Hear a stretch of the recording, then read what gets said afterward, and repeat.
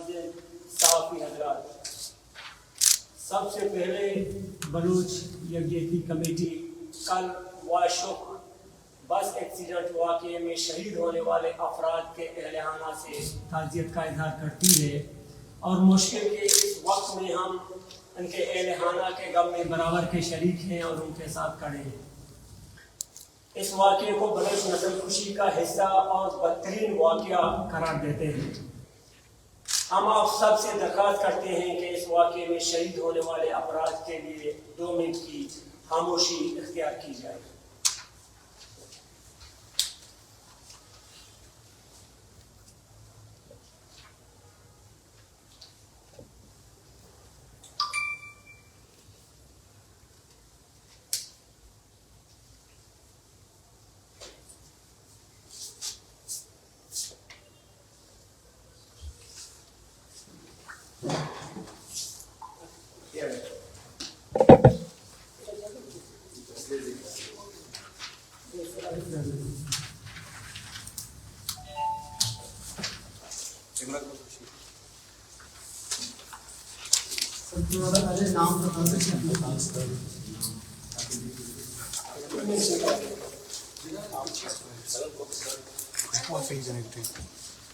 بلوچستان میں ایسا کوئی دن یا لمحہ نہیں گزرتا جہاں یہاں کے باشندے کوئی اذیتناک واقعے کا سامنا نہ کرتے ہوں۔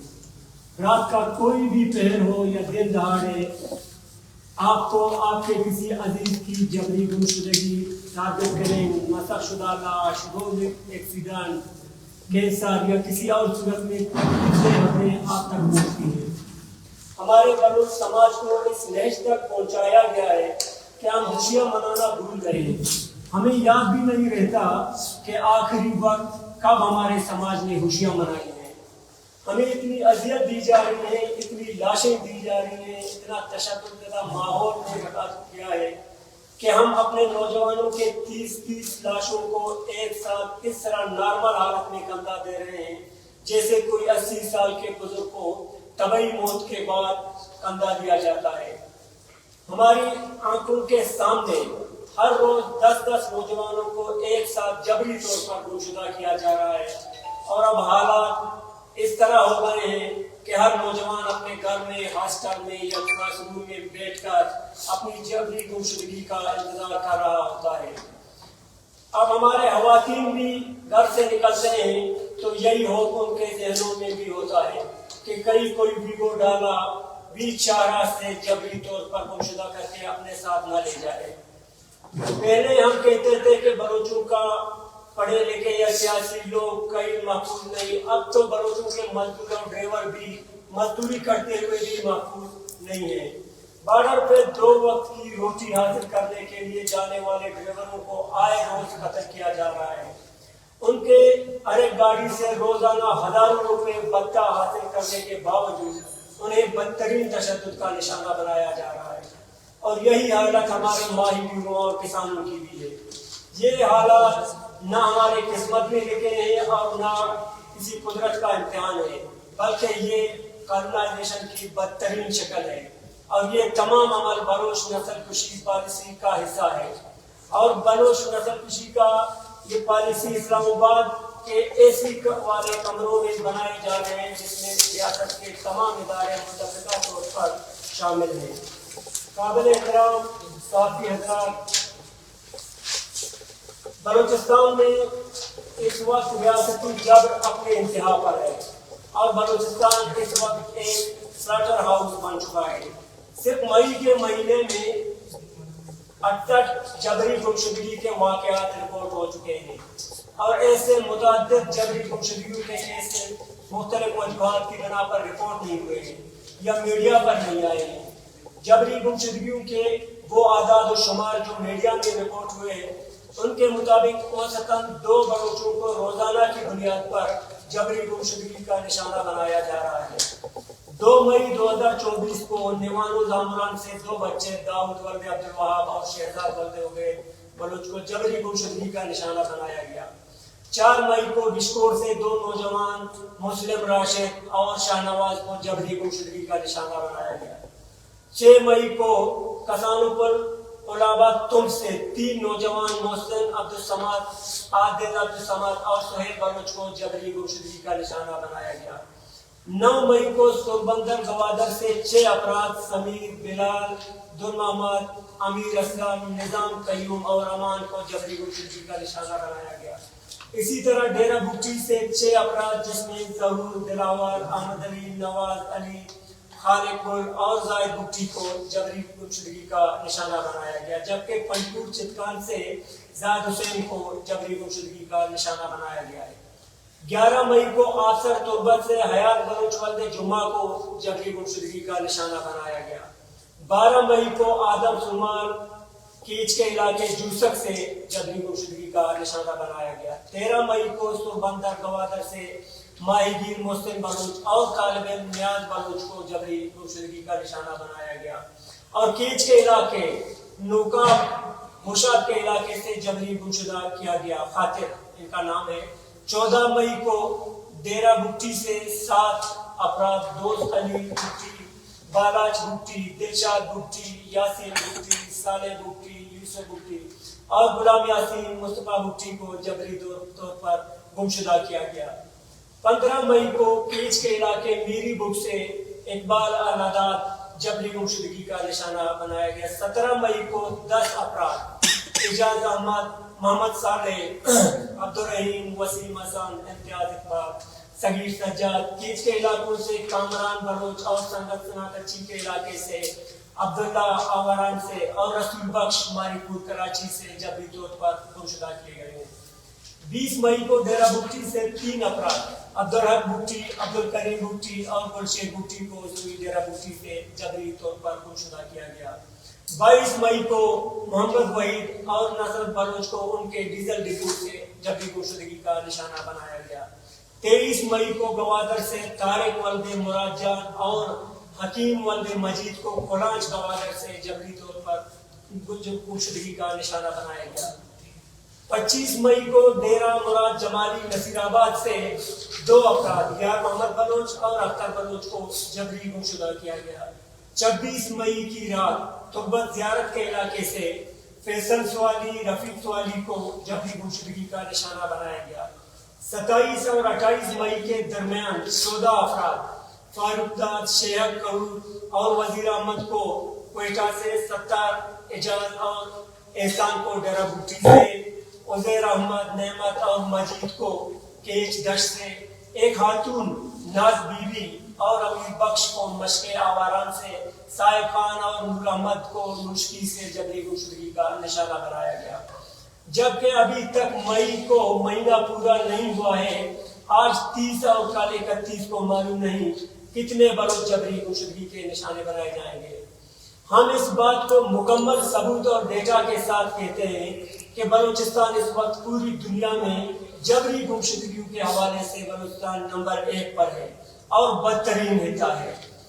جبکہ اس کے علاوہ بلوچستان میں مئی کے مہینے میں متعدد ماورائے عدالت قتل کیے گئے، جس میں 3 مئی کو حوزدار سٹی میں حوزدار پریس کلب کے صدر صدیق مینگل کو بم حملے میں قتل کیا گیا۔ 6 مئی کو پاکستانی فوج نے چاگی کے باٹی علاقے میں ایک نوجوان بلوچ ڈرائیور طاہا شاہ نوازی ولد رحیم کو براہ راست حراست پر سر پر گولی مار کر قتل کیا۔ 14 مئی کو حوزدار میں قبائلی شخصیت مولانا عبدالحکیم مینگل کو ٹارگٹ کلنگ کے ذریعے قتل کیا گیا۔ 17 مئی کو پنجگور سے لاپتہ شخص ارسلان ولد اسلام کی لاش واشوں سے برآمد ہوئی۔ 27 مئی کو ڈیرہ مراد جمالی سے پاکستانی فوج کے ہاتھوں جبری گمشدگی کا شکار یار محمد ولد جلال کی مسح شدہ لاش چتر کے علاقے سے برآمد ہوئی۔ 29 مئی کو نوشکی میں بالاچ بلوچ نامی نوجوان ٹارگٹ کلنگ کے ذریعے قتل کیا گیا۔ اس سے قبل بالاچ کو جبری طور پر گمشدہ کیا گیا تھا۔ 28 مئی کو ماشکیل بارڈر میں ایرانی فورسز نے بلوچ ڈرائیوروں پر فائرنگ کی، جس سے 3 بلوچ اصغر ساسولی، محمد اکبر ساسولی، شکر اللہ ولد قادر بخش اور عبدالواسع ولد ملا سلیمان کو قتل کیا گیا، جبکہ 6 ڈرائیور زخمی ہوئے۔ 2 کو گرفتار کر کے اپنے ساتھ لے گئے اور ایک کی لاش بھی اپنے ساتھ لے گئے. جبکہ کل 29 مئی کو تربت سے کوئٹہ آتے ہوئے واشو کے مقام پر ایک مسافر بس کے ایکسیڈنٹ کی صورت میں 28 لوگ جاں بحق ہوئے اور ایک میڈیا ادارے کی رپورٹ کے مطابق رواں سال جنوری سے اب تک بلوچستان میں 7,000 سے زائد روڈ ایکسیڈنٹ کے حادثات ہو چکے ہیں. ان حادثات میں 9,000 سے ہم سمجھتے ہیں کہ یہ روڈ حادثات باقاعدہ بلوچ نسل کشی کا حصہ ہیں، کیونکہ ریاست کو بلوچستان کے وسائل عزیز ہیں اور بلوچستان کے وسائل کو دونوں ہاتھوں سے لوٹا جا رہا ہے. لیکن بلوچستان میں ڈبل روڈ تعمیر کیا گیا، نہ ہی ٹریفک ٹرانسپورٹ کو بہتر نظام پر دے دیا گیا. گزشتہ کئی سالوں میں ہزاروں افراد روڈ حادثات کے سبب قتل ہوئے اور ان روڈ حادثات کے خلاف مسلسل احتجاج بھی کیا گیا، آواز بھی اٹھائی گئی، لیکن ریاست اس مسئلے پر ٹس سے مس بھی نہیں ہو رہی. ایسا لگتا ہے کہ ریاست اس مسئلے کو دانستہ طور پر نظر انداز کر رہی ہے. اگر وہی ریاست پنجاب کے ہر ڈسٹرکٹ میں موٹر وے بنا سکتی ہے لیکن بلوچستان میں ڈبل روڈ بھی نہیں بنا سکتی، تو ہم یہ سمجھنے میں حق بجانے میں کہ یہ حادثات نہیں قتل ہیں اور ان قتل کے پیچھے ریاست کا براہ راست ہاتھ ہے. جبکہ اسی طرح ڈیرہ غازی خان میں صرف رواں سال متعدد افراد کینسر کی وجہ سے ہلاک ہو چکے ہیں.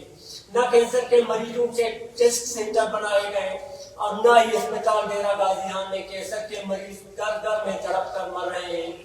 جبکہ بلوچستان کے مختلف علاقوں میں بلوچ یکجہتی کمیٹی کے کارکنان اور ہمدردوں کو بلوچ نسل کشی کے خلاف ہونے والے لانگ مارچ اور احتجاجی مظاہروں میں شرکت کرنے کی پاداش میں پاکستان کے افواج، فرنٹیئر کور جسے FC کہتے ہیں، آرمی اور خفیہ ادارے اپنے دفاتر میں طلب کر کے دھمکیاں دے رہے ہیں اور تشدد کا نشانہ بنا رہے ہیں.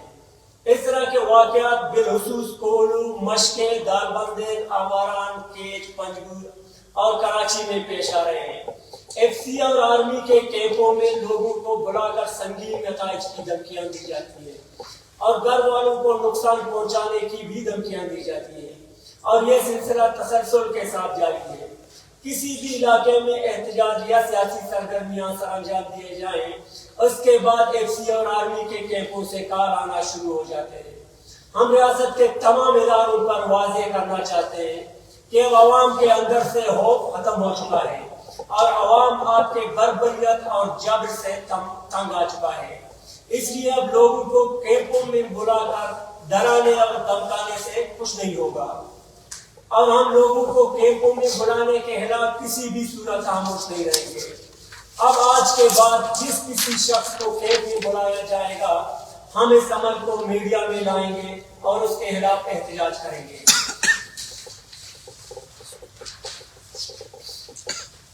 اس کے علاوہ بلوچستان میں ماہی گیروں، مزدوروں، کسانوں پر شدید معاشی قدغن عائد ہے. کراچی کے علاقے بنگلو سے لے کر گوادر کے علاقے گنج تک بحر بلوچ میں بلوچ ماہی گیر شدید معاشرے سے سال کا سامنا کر رہے ہیں. گوادر میں میگا پروجیکٹ سیکورٹی کے نام پر ماہی گیروں کو مسلسل تنگ کر کے سمندر میں جانے سے روک دیا جاتا ہے، تشدد کا نشانہ بنایا جاتا ہے اور ان کی تذلیل کی جاتی ہے. جب سمندر میں جاتے ہیں تو ریاست کے پشت پناہی پر چلنے والے ٹرالر بلوچ ماہی گیروں پر تشدد کرتے ہیں. جبکہ بلوچستان میں روزگار کے دیگر ذرائع نہ ہونے کے سبب بلوچستان کے مزدور ڈیلیوری کر کے بارڈر میں گاڑیاں چلاتے ہیں، لیکن ریاست کو بلوچ مزدوری بھی برداشت نہیں ہے. ایک جانب ریاستی فوج بلوچ ڈیوروں سے ہر دن ایک ٹرپ میں ہزاروں روپے کی مد میں بھتہ وصول کرتی ہے، جبکہ بھتہ لینے کے بعد آئے روز بلوچ ڈیوروں کو تشدد کا نشانہ بھی بنایا جاتا ہے، ان کی تذلیل کی جاتی ہے. گاڑیوں کے انجن میں مٹی ڈالا جاتا ہے اور ان کو تپتی ریت میں ننگے پاؤں چھوڑ دیا جاتا ہے اور متعدد دفعہ ان پر براہ راست فائرنگ کی جاتی ہے، جس کے سبب اب تک درجنوں ڈرائیور اپنی جان کی بازی ہار چکے ہیں. اسی طرح نصیر آباد ریجن سمیت پورے بلوچستان میں بلوچ کسان بدترین استحصال کا سامنا کر رہے ہیں. نصیر آباد ریجن میں بلوچ کسانوں کو مختلف بہانے سے تنگ کیا جاتا ہے. اور ان کی شدید معاشی استحصال کی جا رہی ہے۔ معزز صحافی حضرات، ہم اس پریس کانفرنس کے توسط سے اعلان کرتے ہیں کہ ہم بلوچستان میں ریاستی مظالم کے خلاف کسی بھی صورت خاموش نہیں رہیں گے۔ جس طرح ریاستی بربریت میں تیزی آ رہی ہے، ہم ان مظالم کے خلاف اپنے جدوجہد میں بھی تیزی لائیں گے۔ بلوچ یکجہتی کمیٹی جولائی کے مہینے میں بلوچ نسل کشی کے خلاف ایک قومی اجتماع کا انعقاد کرے گی، جس میں پورے بلوچستان سے مارچ کی صورت میں بلوچ عوام کو ایک مرکزی مقام پر جمع کر کے ایک بہت بڑی قومی اجتماع کی جائے گی۔ بلوچستان بھر میں موجود بلوچ یکجہتی کمیٹی کے کارکنان، ہمدرد اور بلوچ قوم بھرپور طریقے سے اجتماع کی تیاری شروع کریں۔ قومی اجتماع کی تاریخ، مقام اور طریقہ کار کو بعد میں میڈیا کے سامنے لایا جائے گا۔ بلوچ قومی اجتماع بلوچ یکجہتی کمیٹی کی بلوچ نسل کش پالیسی کے خلاف تحریک کا حصہ ہے، جبکہ ہم اس پریس کانفرنس کے توسط سے ریاست پر واضح کرنا چاہتے ہیں کہ ہم ریاستی جبر، دھمکیاں اور تشدد سے کسی بھی صورت خاموش نہیں رہیں گے۔ ریاستی جبر کے خلاف ہم مزید شدت سے ابھریں گے اور بلوچ عوام کو بھرپور انداز سے منظم کر کے مزاحمتی جدوجہد کے میدان میں اتاریں گے۔ شکریہ۔